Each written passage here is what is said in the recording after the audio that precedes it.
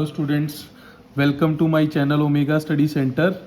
हमारा चैप्टर चल रहा है अदर सब्सिडरी बुक्स, लेकिन आज हम थोड़ा सा हटके टॉपिक करने वाले हैं जिसे हम क्या बोलते हैं, जीएसटी। जीएसटी हमने सुना तो सभी ने है, लेकिन हमें कई बार इसका मीनिंग नहीं पता चलता कि हमने इसे कैसे अप्लाई करना है, ये कैसे काम करता है। इससे पहले और बहुत सारे टैक्सेस होते थे, वो उनको ख़त्म करके कैसे ये फॉर्म में आया, तो मैं उसके बारे में आज आपको बताता हूँ कि एक्चुअल में गुड्स एंड सर्विस टैक्स जिसे हम जीएसटी बोलते हैं वो एक्चुअली चीज़ क्या है। तो बेसिकली टैक्स क्या होता है, मैं आपसे सबसे पहले बात करूँगा कि टैक्स क्या होता है। टैक्स होता है गवर्नमेंट हमसे पैसा लेती है, ये होती है basically government income of government या गवर्नमेंट इनकम।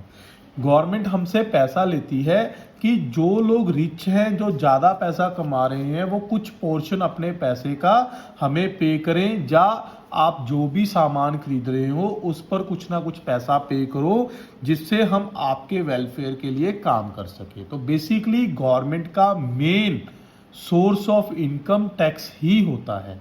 तो टैक्स का मतलब यही होता है, हम थोड़ा थोड़ा पैसा गवर्नमेंट को अपने पैसे में से पे करते हैं और गवर्नमेंट के पास जाता है। गवर्नमेंट वही पैसा हमारे लिए, हमारे वेलफेयर के लिए यूज़ करती है, तो उसे हम क्या बोलते हैं, टैक्स बोलते हैं। टैक्स होता है दो तरह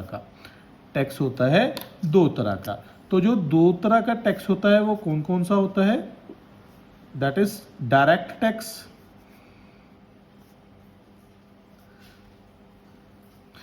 and second one is indirect tax. Direct tax and indirect tax. Direct tax क्या होता है आपको मैं क्लियर करवाता हूं। इसमें दो टैक्स आते हैं, number one is income tax and second is wealth tax. तो बेसिकली इनकम टैक्स क्या होता है, पहले हम बात करते हैं इनकम टैक्स की। इनकम टैक्स क्या होता है, जिसने इनकम कमाई वो अपनी इनकम से थोड़ा सा पैसा गवर्नमेंट को पे करेगा, दैट इज इनकम टैक्स। मतलब ये डायरेक्टली पे कौन करता है, खुद जिसने इनकम कमाई। तो इसकी एग्जांपल मैं आपको बताता हूं, 2 मिनट आप वेट करो बस, आप थोड़ा सा और सुनो पहले। वेल्थ टैक्स क्या होता है, जैसे पंजाब में अभी प्रॉपर्टी टैक्स लगता है, जो हमारे पास वेल्थ होती है उस पर हमें थोड़ा बहुत टैक्स पे करना पड़ता है। तो इनडायरेक्ट टैक्स में पहले क्या होता था, पहले बहुत सारे टैक्सेस आते थे, जैसे उनका अगर मैं नाम लूँ तो उसमें आ गया VAT, CST, value added tax, CST, central sale tax, excise duty, बहुत सारे टैक्सेस होते थे। लेकिन इन्होंने खत्म करके एक टैक्स ले आए ये, जिसका नाम है जीएसटी। तो ये कैसे अप्लाई होता है, इसे हम इनडायरेक्ट टैक्स क्यों बोलते हैं और इसे डायरेक्ट क्यों बोलते हैं, इसके बारे में मैं पहले आपको थोड़ा सा क्लियर करवाता हूं। मान लो हम एक बात करते हैं, सबसे पहले आ गया प्रोड्यूसर। प्रोड्यूसर कौन है, जो किसी सामान को बना रहा है। हम बात करें अगर इस पेन की, मान लो एक प्रोड्यूसर ने 1 लाख पेन बनाया। 1 लाख पेन उसने होलसेलर को, हम सबको पता है ना कि सबसे पहले प्रोड्यूसर सामान को बनाकर होलसेलर को बल्क में सेल कर देता है। मान लो प्रोड्यूसर ने होलसेलर को ये 1 लाख पेन 1 लाख रुपए में ही सेल कर दिया, मतलब 1 रुपए का एक पेन दे दिया। उसके बाद यही पेन होलसेलर ने किसको दिया, रिटेलर को दिया। रिटेलर अलग अलग हो गए, कोई भी हो गया, तो इसने थोड़ा सा प्रॉफिट कमाकर 1,20,000 के ये पेन रिटेलर को सेल कर दिए। रिटेलर से कौन खरीदेगा, कंज्यूमर मतलब जैसे मैं इस पेन को यूज कर रहा हूं तो मैं बन गया कंज्यूमर। तो कंज्यूमर हो गया मैं, रिटेलर ने 1.5 लाख रुपए में कंज्यूमर को ये सारा सामान, सारे पेन दे दिए, चाहे एक एक करके, दो दो करके, किसी को भी दे दिए, मैंने एग्रीगेट मतलब टोटल ले लिया। तो सबसे पहले हम बात करें, अगर हम बात करें जीएसटी, मान लो इस पेन पर है 10% जीएसटी चार्ज होगा इन पेन्स पर, जो हमने पेन प्रोड्यूसर से लेकर कंज्यूमर तक भेजे हैं अभी। तो अगर प्रोड्यूसर ने होलसेलर को 1 लाख रुपए में पेन दिए तो वो कितना जीएसटी पे करेगा, 10,000। 10,000 पे कर दिया, किसने? होलसेलर ने प्रोड्यूसर को। उसके बाद रिटेलर कितना पे करेगा? 1,20,000 का 10% कितना आ गया? 12,000। अब रिटेलर, कंज्यूमर रिटेलर को कितना पे करेगा? 1.5 लाख का 10% कितना? 15,000। तो प्रोड्यूसर आगे क्या करेगा? प्रोड्यूसर ने किसी को कोई टैक्स दिया? नहीं दिया। तो उसने क्या करना है? 10,000 रुपए गवर्नमेंट को पे कर देने हैं। उसके बाद क्या आया? इसने जो होलसेलर था, होलसेलर ने 10,000 प्रोड्यूसर को पे किया था और 12,000 रिटेलर से रिसीव कर लिया। इसके पास कितना पैसा एक्स्ट्रा आया? होलसेलर ने 10,000 प्रोड्यूसर को दिया और रिटेलर से कितना ले लिया? 12,000। तो 2,000 इसके पास एक्स्ट्रा आया। इसने 2,000 रुपए किसको दे दिया? गवर्नमेंट को दे दिया। उसके बाद क्या हुआ? रिटेलर आ गया। तो रिटेलर ने होलसेलर को दिया कितना था? 12,000। अब ले कितना रहा है कंज्यूमर से? 15,000। तो इसके पास कितना ज्यादा आया? 3,000। तो इसने 3,000 रुपए गवर्नमेंट को दे दिए।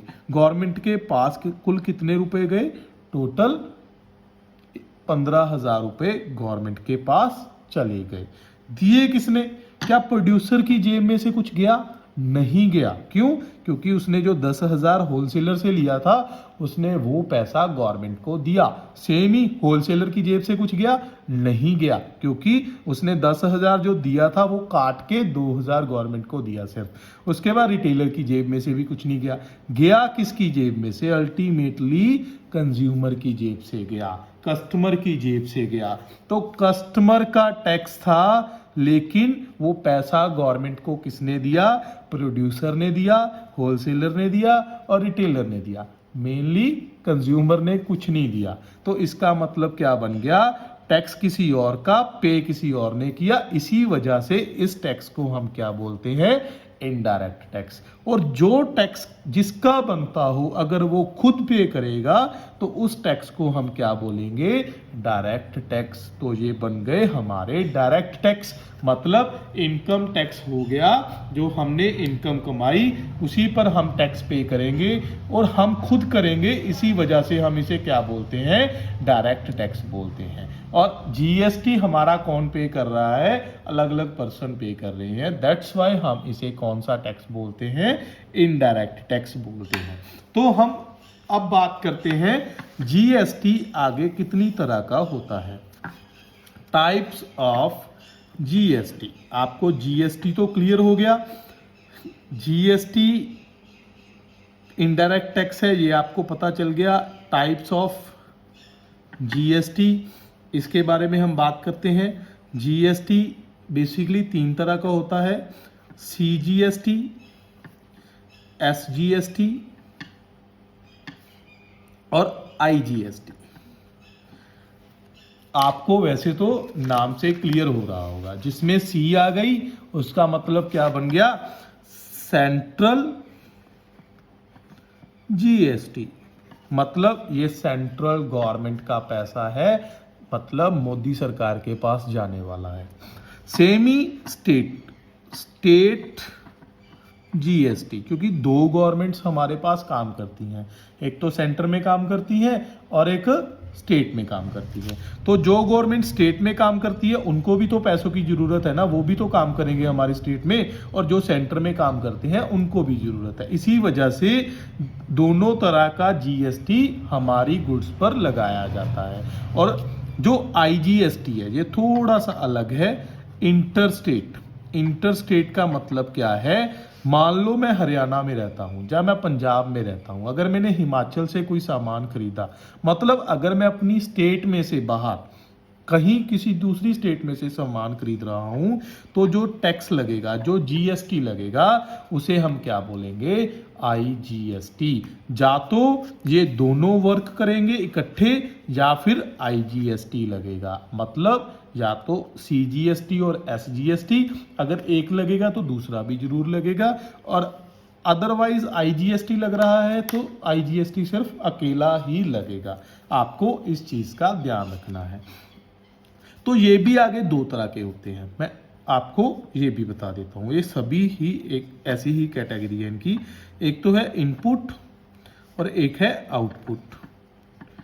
इनपुट कब होता है? जब हम सामान परचेज करते हैं, मतलब परचेज ऑफ थिंग्स। मैं थिंग्स इसलिए लिख रहा हूं क्योंकि इसमें गुड्स भी आ गई और एसेट्स भी आ गई। मतलब कोई भी चीज आप खरीदोगे जिस पर जीएसटी लगता है उस पर हम इनपुट, अगर सीजीएसटी लग रहा है तो हम लिखेंगे इनपुट सीजीएसटी, अगर एसजीएसटी है तो इनपुट एसजीएसटी, अगर आईजीएसटी है इनपुट आईजीएसटी। अगर हमने परचेज किया और अगर हमने सेल किया, सेल्स ऑफ थिंग्स, तो हम कौन सा लगाएंगे? आउटपुट। मतलब output IGST, output CGST, output SGST. आपको क्लियर हुआ जो मैंने आपको बताया कि हमने जीएसटी कैसे चार्ज करना है और जीएसटी एक्चुअल में होता क्या है और जीएसटी को इनडायरेक्ट टैक्स क्यों बोलते हैं और जीएसटी कैसे काम करता है। और हमने इसे हमारी पॉकेट में से हम बोल देते हैं, हमने तो गवर्नमेंट को कोई टैक्स दिया नहीं, तो आप कैसे बोल सकते हो कि हमने टैक्स दिया? वो हम देते हैं क्योंकि हम जो भी सामान खरीदते हैं, बेसिकली आप देखना कभी उसकी पैकिंग के पीछे लिखा होता है इंक्लूडिंग ऑल टैक्सेस। कौन सा टैक्स इंक्लूड होता है उसमें? जीएसटी इंक्लूड होता है। तो ये था हमारा टॉपिक जीएसटी का। तो हम बात कर रहे हैं हमारे चैप्टर की, जो हमारा चैप्टर चल रहा है अदर सब्सिडरी बुक्स। तो अगर आपको जीएसटी की कोई एंट्री आ जाती है, मान लो मैं आपको एक एग्जांपल के साथ थोड़ा सा वो भी बता देता हूं। तो हमने उस दिन की थी ओनली परचेज बुक। कौन सी बुक की थी? Purchase book. तो परचेज बुक में वो जीएसटी की एंट्री कैसे डालनी है, मैंने इसी वजह से आपको टॉपिक करवाया कि आपको मैं क्लियर करवा सकूं कि जीएसटी की एंट्री आपको कैसे डालनी है। मान लो हमने सामान खरीदा किसी भी पर्सन से जिसका नाम है, मान लो हम स्पोर्ट्स का काम करते हैं, मान लो हम स्पोर्ट्स का काम करते हैं और हमने युवराज स्पोर्ट्स हाउस, पहले मैं उसका फॉर्मेट बना लूं। फॉर्मेट मेरा क्या रहेगा? सबसे पहले आएगी डेट, उसके बाद आएगा पर्टिकुलर, उसके बाद आएगा मेरा इनवॉइस नंबर, उसके बाद आएगा लेजर वैल्यू, उसके बाद आएगी डिटेल एंड फिर आएगा amount. Date, particulars, purchase book, मैं हेडिंग लिख लेता हूं परचेज बुक। उसके बाद आ गया इनवॉइस का मतलब बताया था मैंने आपको कि इनवॉइस का मतलब होता है बिल। इनवॉइस नंबर, उसके बाद आ गया लेजर वैल्यू, इसका मतलब भी मैंने आपको बताया हुआ है। अगर आपने मेरे पिछले लेक्चर नहीं देखे हैं तो आप उसे जरूर देखें, फिर आपके सारे डाउट्स क्लियर हो जाएंगे अगर आपको इस लेक्चर में कोई डाउट रह रहा है।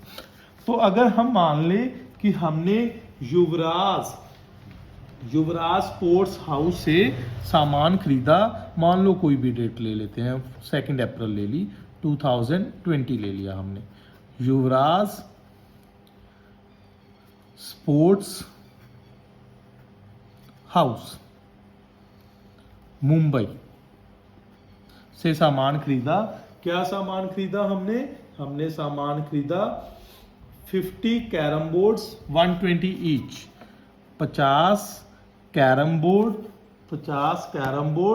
कितने का? 120 का एक carrom board at the rate 120 each. तो ये कितना बन गया? हमारा 6,000 रुपये बन गया।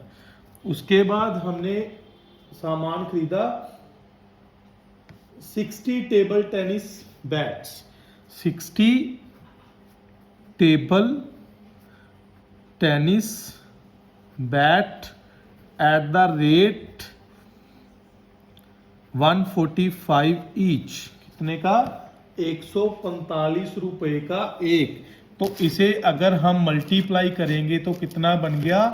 145, 290, 8100, 200। आपको मैंने बता रखा है कि किनको किनको कैलकुलेटर अलाउड है। सिर्फ और सिर्फ पंजाब बोर्ड के लिए कैलकुलेटर अलाउड है और 8700 आ गया। सीबीएसई वाले अपने हाथ से ही कैलकुलेशन करें। 8700 आ गया। तो इसका टोटल बन गया कितना? 00714। तो हमें दिया हुआ है लेस ट्रेड डिस्काउंट 10%। तो मैंने इसका क्या किया, 10% लेस किया, जो कि कितना आ गया 1470, 032, ये बन गया 13,230। उसके ऊपर हमें दिया हुआ है इन्होंने जीएसटी 5%। तो जीएसटी हमने लगाना है 5% ईच। 5% ईच का मतलब क्या है, आपको सीजीएसटी भी लगाना है और एसजीएसटी भी लगाना है। मैंने आपको ऑलरेडी बता रखा है सीजीएसटी और एसजीएसटी दोनों इकट्ठे ही लगेंगे हमेशा। तो अगर आप, मैंने बताया था आपको जीएसटी को आपने ऐड करना है, तो परचेज है, इसी वजह से मैं लिखूंगा इनपुट सीजीएसटी कितना 5%, इनपुट एसजीएसटी कितना 5%। तो इसकी कैलकुलेशन आ गई 661 रुपये 50 पैसे, 661 रुपये 50 पैसे। इसको मैं क्या कर लूंगा, अब ऐड कर लूंगा 13,230 रुपये प्लस 661 रुपये 50 पैसे, 661 रुपये 50 पैसे। तो ये हमारा बन गया 14,553 रुपीज। तो आपको ऐसे जीएसटी अप्लाई करना है। तो ये था हमारा जीएसटी का टॉपिक। मैंने आपको अभी कौन से टॉपिक करवाने हैं, सेल्स बुक करवानी है आपको, purchase return and sales return book करवानी है।